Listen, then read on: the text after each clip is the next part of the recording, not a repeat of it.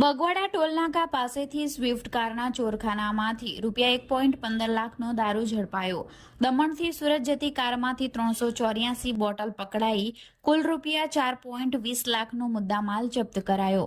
વલસાડ જિલ્લામાં દારૂબંધીના કડક અમલ વચ્ચે એલસીબી પોલીસે બાતમીના આધારે બગવાડા ટોલનાકા પાસે વોચ ગોઠવી પોલીસે એક શંકાસ્પદ સ્વિફ્ટ કારને આંતરી હતી, જેમાંથી ગુપ્ત રીતે છુપાવેલો વિદેશી દારૂનો જથ્થો મળી આવ્યો છે। પોલીસે Maruti Suzuki Swift car number GJ15CD5904 ને અટકાવી તપાસ કરતા પ્રથમ દ્રષ્ટિએ કાર ખાલી જણાઈ આવી હતી।